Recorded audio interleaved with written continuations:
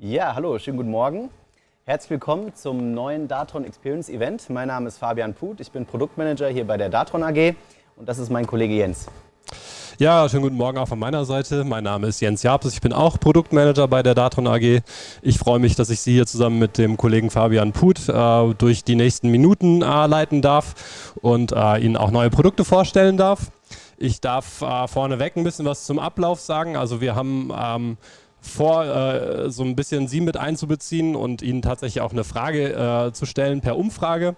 Da haben Sie gleich die Möglichkeit, uns mitzuteilen, was Sie über diese Sachen im Prinzip denken, die wir Ihnen jetzt vorstellen, damit wir ein besseres Gefühl dafür kriegen, wie Sie dazu stehen.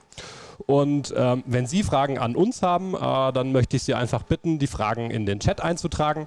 Wir werden die Fragen am Ende der Veranstaltung dann nach Möglichkeit einfach beantworten. Alles klar, ich würde sagen, genug der Vorrede. Jens, was möchtest du uns denn heute eigentlich vorstellen? Ja, also heute gibt es Neuerungen aus dem Bereich Software. Ich möchte heute zwei neue Produkte, zwei Apps vorstellen, mit denen es wirklich super einfach ist, auf die Maschine zuzugreifen, auf die Betriebsdaten der Maschine zuzugreifen und auch auf das Kamerabild zuzugreifen. Das sind die beiden Produkte, die heute hier im Fokus stehen. Oh, das klingt ja schon mal sehr interessant. Dieses Thema ist ja auch spätestens seit der letzten EMO in aller Munde. Konnektivität, Industrie 4.0. Es freut uns natürlich sehr, dass wir heute auch da erste Datron-Produkte zu diesem Thema vorstellen können. Als erstes würde mich natürlich interessieren, was für einen Hintergrund haben diese neuen Produkte? Also was ist der Zweck dazu? Für wen sind diese Produkte gedacht? Kannst du uns da vorab erstmal was zu erklären? Ja, total gerne. Also die beiden Produkte richten sich hauptsächlich an die Personen, die direkt mit der Maschine arbeiten, sage ich jetzt mal so. Also die direkt in dem Produktionsprozess auch involviert sind. Also beispielsweise die Personen, die die Maschine aufrüsten, ja, die beispielsweise die Maschine abrüsten, die Werkzeuge einsetzen, die Änderungen vornehmen. Also wirklich diejenigen, die definitiv mit der Maschine im Alltag direkt arbeiten. Auch sind die Apps interessant und gedacht für diejenigen, die die CAM-Programme schreiben. Es ist so, dass häufig natürlich die Frage ist bei einem CAM-Programmierer, welche Werkzeuge haben wir eigentlich auf der Maschine, in welchem Zustand sind die Werkzeuge und ein CAM-Programmierer möchte das häufig wissen, um dann bevorzugt mit diesen Werkzeugen direkt auch zu programmieren, wenn beispielsweise ein Programm auch schnell aus dem Postprozessor auf die Maschine quasi abfallen muss. Okay, ja, das klingt ja schon mal spannend. Jetzt ist es ja nun so, du hast jetzt gerade von Personenkreisen gesprochen, die immer eigentlich aktiv am Prozess beteiligt sind. Gibt es denn auch noch andere Personengruppen, für die diese Apps interessant sein könnte? Beispielsweise eine Geschäftsleitung, die irgendwie den aktuellen Stand an der Maschine irgendwie abchecken will? Ja, ich denke auf jeden Fall, die gibt's. Natürlich sind die Apps auch interessant für Personengruppen, die jetzt, ich sag mal, so ein bisschen weiter entfernt im Alltag von der Maschine sind und vielleicht einfach auch eher in einem Büroarbeitsplatz sitzen, aber das könnten halt eben die Leiter der Werkstatt sein oder beispielsweise der Firmeninhaber, möchte ja oft einfach auch wissen, salopp formuliert, läuft der Laden, stehen die Maschinen, fertigen sie, haben wir Störungen und auch für den Zweck, denke ich, sind die Apps interessant. Und ich denke, jetzt ist ein guter Moment gekommen, wo wir halt einen gewissen Überblick gewonnen haben, auch die Zuschauerbefragung einfach mal zu starten. Wir möchten natürlich jetzt von Ihnen auch wissen, wie wichtig Sie das finden, dass Sie mit einem Smartphone beispielsweise oder mit einem PC auf die Betriebsdaten Ihrer Maschinen zugreifen können. Da wird die Regie Ihnen jetzt einfach eine Umfrage einblenden und wir würden uns freuen, wenn Sie die jetzt auch beantworten würden. Ja, vielen Dank schon mal für diesen ersten Überblick. Wir lassen die Umfrage jetzt mal ein bisschen im Hintergrund laufen und würden vielleicht schon mal einsteigen. Jens, kannst du uns denn ein bisschen genauer erklären, was das konkret für Produkte sind, die du uns heute noch mitgebracht hast? Ja, total gerne. Und zwar handelt es sich um zwei Produkte. Das eine Produkt nennt sich Cockpit-App und das andere Produkt nennt sich Kamera-App. Mit der Cockpit-App ist es wirklich möglich, auf einen Blick sich einen Überblick sehr schnell zu verschaffen über das, was die Maschine gerade tut. Mit der Kamera-App kann man sehr, sehr schnell, ohne jetzt an der Maschine stehen zu müssen, wirklich den Videostream von der Kamera, die hier beispielsweise an der Z-Achse montiert ist, einfach verschaffen und sieht so direkt ein Bild von dem Bearbeitungszustand des Werkstücks beispielsweise. Okay. Okay, das war jetzt die sogenannte Cockpit-App. Cockpit deshalb, weil man jederzeit einfach einen Überblick über die wichtigsten Kenndaten der Maschine hat. Jetzt ist es ja so, es gibt noch eine zweite App, die du uns vorstellen möchtest. Wie heißt die denn? Was kann die so? Ja, wie gesagt, das ist die Kamera-App, um beispielsweise direkt den Kamerastream von der Maschine auf dem Smartphone sich anzuschauen. Okay. Das klingt doch schon mal sehr spannend. Da bekommt man natürlich direkt Lust auf mehr und vor allem, um das Ganze mal selber auszuprobieren. Bevor wir das jetzt tun, können wir vielleicht schon mal einen kleinen Blick auf die Umfrageergebnisse legen. Ja, ich bin auch schon sehr gespannt. Ich frage mal die Regie, ob die uns die Umfrageergebnisse einblenden können. Ich muss ein bisschen näher rangehen. Wir sehen hier, dass es dem Großteil der Zuschauer wirklich sehr wichtig ist, auf die Betriebsdaten zuzugreifen von einem separaten Endgerät. Also das heißt, wir haben hier eine sehr, sehr breite Zustimmung, was mich natürlich freut. Es gibt auch einen Anteil, der sagt, das ist einigermaßen wichtig. Da hoffe ich natürlich, dass am Ende der Veranstaltung sich diese Meinung auch ein bisschen ändert. Ich kann jetzt vielleicht auch ganz kurz so ein bisschen die Umfrageergebnisse aus unserer Beta-Phase zitieren. Also wir hatten die beiden Apps, die ich vorstelle, in den letzten Monaten auch mit einer Kundengruppe von 30 Kunden getestet im Rahmen einer Beta-Phase. Und was wir halt festgestellt haben, ist, dass Kunden, die diese Produkte verwendet haben, einfach ein, ich sag mal, positiveres Meinungsbild zu den Produkten hatten als Kunden, die nur mal davon gehört haben. Und ich hoffe, dass es Ihnen auch so geht, dass Sie beispielsweise auch am Ende der Veranstaltung sagen, ja, das ist für mich jetzt tatsächlich auch wichtiger geworden, weil ich halt erkennen kann, was ich mit den Apps machen kann. Ich würde sagen, jetzt hast du uns genug auf die Folter gespannt.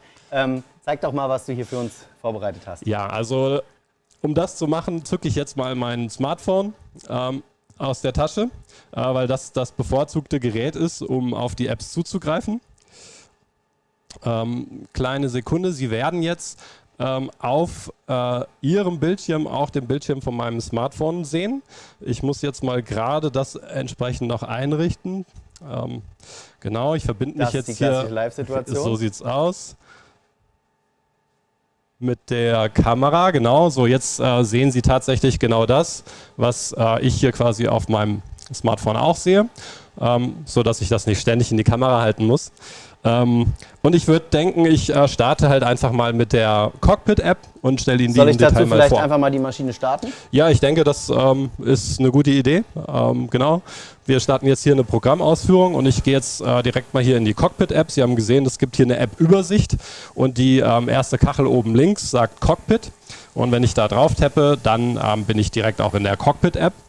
Und was sehe ich da? Also die Cockpit-App stellt mir halt im oberen Bereich, ich sag mal so die wichtigsten Parameter direkt dar. Also sie sagt mir im Prinzip, was die Maschine tut, ne, über diese Nachrichten, die ich hier auf- und zuklappen kann. Das sind Dinge, die Sie wahrscheinlich auch aus dem Homescreen kennen, von der Next-Steuerung. Sie sehen im Prinzip auch den Namen des Programms, welches geladen ist und welches ausgeführt wird. Sie sehen, wie lange das läuft insgesamt, also wie die kalkulierte Zeit ist und wie auch die Restlaufzeit ist. Sie sehen auch das Bild, das Simulationsbild von dem Teil und wissen dann eben sofort auf einen Blick, welches Programm die Maschine jetzt gerade fertigt, beziehungsweise dass sie halt nicht fertigt. Ein bisschen weiter unten, also so in der Mitte der App, sehen wir halt den Zustand von beispielsweise dem Vakuumwert, von der Druckluft und auch von der Kühlung. Und wir sehen hier auch in einer Übersicht, die ich quasi rechts und links durchwischen kann, welche Werkzeuge jetzt im Programm verwendet werden. Okay. Dann sehen wir hier wirklich, und das richtet sich dann auch an die CAM-Programmierer, die komplette Übersicht der Werkzeuge, die sich auf der Maschine befinden. Ich scroll hier einfach mal durch. Also wir sehen hier wirklich alle Tools, die auf der Maschine, im Magazin oder im Handlager wirklich angelegt sind. Und wenn ich jetzt die Detailparameter mir anschauen möchte, weil ich sie beispielsweise im CAM-Programm auch eingeben möchte, dann tappe ich einfach auf dieses Listenelement und sehe hier wirklich die Werkzeugdaten, beispielsweise den Durchmesser oder die Schneidenlänge. Okay. Wenn ich jetzt auf meiner Maschine die Softwareoption Schwesterwerkzeugverwaltung lizenziert habe, dann sehe ich hier tatsächlich auch, wie viel Zeit und wie viel Weg sozusagen das Werkzeug schon zurückgelegt hat. Und da kann ich dann im Prinzip auch erkennen, wie der Zustand der Werkzeuge auf der Maschine ist. Ja, und ich denke, das war es jetzt auch in aller Kürze. Ein kleiner Tiefflug über die Cockpit-App. Eine Frage hätte ich dazu noch. Jetzt hast du uns ja die ganze Zeit erklärt, dass es einige Dinge gibt, die man mit dieser App sozusagen beobachten kann oder den Prozess mitverfolgen kann. Was ist denn jetzt zum Beispiel, wenn ich merke, oh, da stimmt irgendetwas nicht? Oder über die Kamera-App habe ich zum Beispiel gesehen, es haben sich Spähnennester auf meinem Maschinentisch gebildet. Habe ich denn auch die Möglichkeit, aktiv in den Prozess einzugreifen? Ja, das gibt es. Ich hole ganz kurz nochmal aus. Du hattest ja gerade eben auch gesehen, man stellt im Kamerabild beispielsweise fest, dass es Spähnennester gibt. Das macht man halt eben über die Kamera-App, die ich jetzt einfach geöffnet habe. Und Sie sehen jetzt tatsächlich hier das Bild von der an der Z-Achse montierten Kamera. Sie sehen jetzt in Ihrem Bild auch die Aufnahme von unserer Kamera aus der Maschine. Also das heißt, da sehen Sie, je nachdem, wo die Z-Achse auch steht, wie das Werkstück aussieht. Ne? Gibt es Spähnennester, gibt es nicht, ist die Maschine im Werkzeugwechsel etc. pp. Jetzt sehen wir hier einen Teil vom Werkstück, sehen, da liegen auch Späne drauf und sagen jetzt, oh Moment, das ist eine kritische Situation und jetzt muss ich hier eingreifen. Und jetzt gibt es die Möglichkeit, hier in der Cockpit-App auch diese Pause-Taste zu verwenden. Sie sehen diese orange Taste hier am unteren Bildschirmrand. Da drücke ich jetzt auch drauf, muss den Dialog nochmal bestätigen.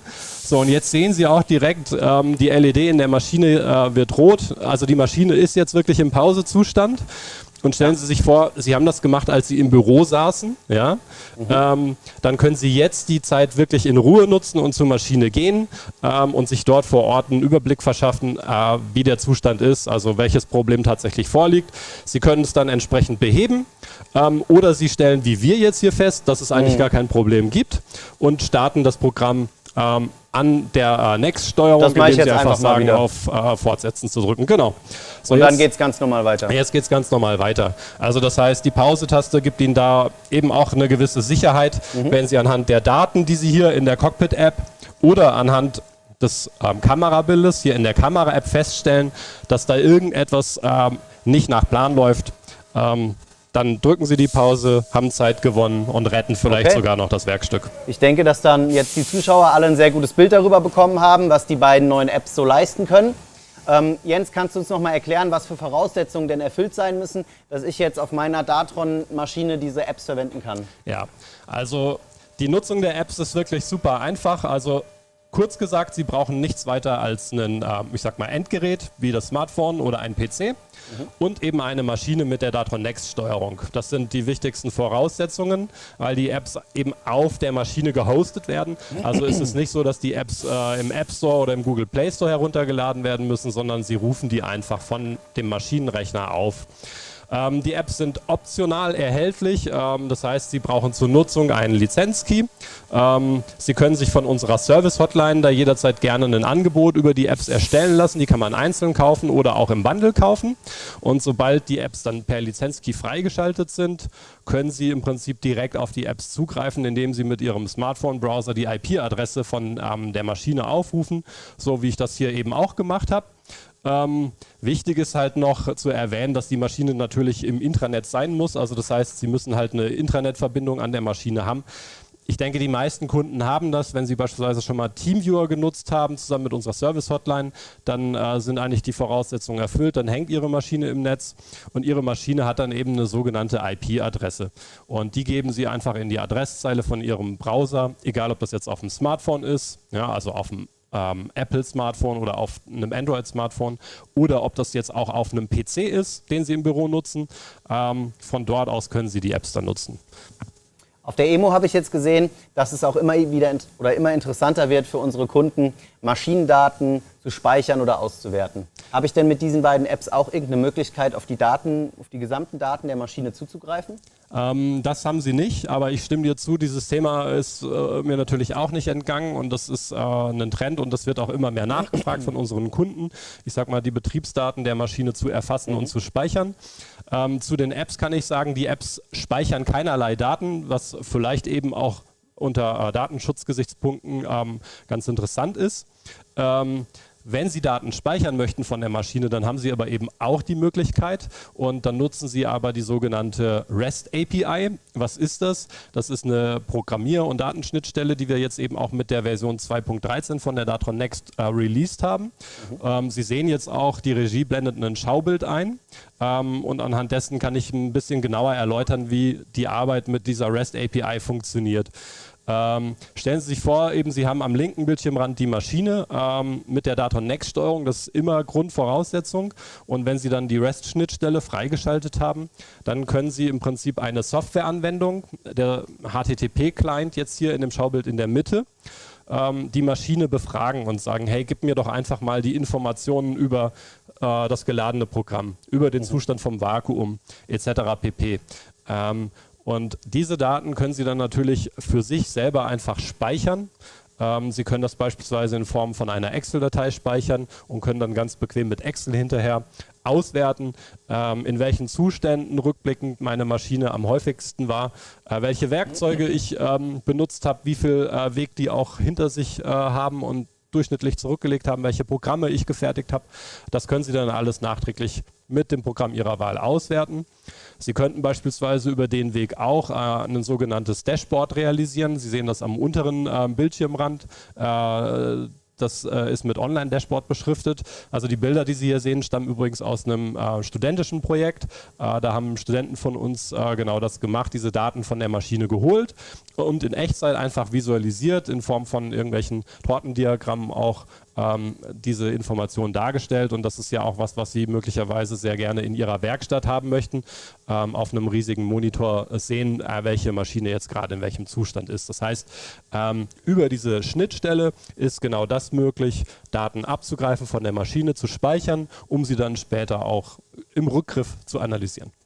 Okay, wenn ich das Ganze nochmal kurz zusammenfassen darf. Wir haben also quasi zwei Zielgruppen. Wir haben einmal die eine Zielgruppe, die möchte, für die ist jetzt die Datron Live Apps, diese beiden vorgestellten, gedacht, einfach und bequem Maschinendaten anzeigen, vielleicht auch mal kurz durch eine Pause-Taste in den Prozess eingreifen. Wir haben dann die andere Gruppe, wo das Ganze schon etwas komplexer wird von den Anforderungen her.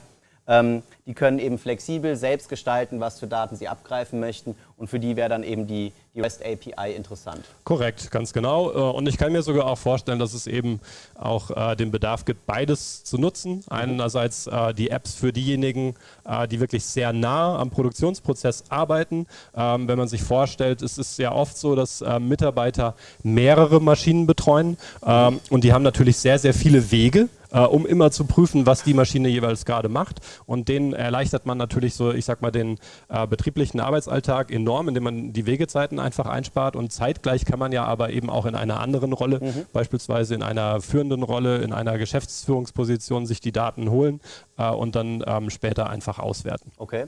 An dieser Stelle möchte ich kurz erwähnen, dass die REST API auch unser Datron Automationsportfolio natürlich perfekt ergänzt.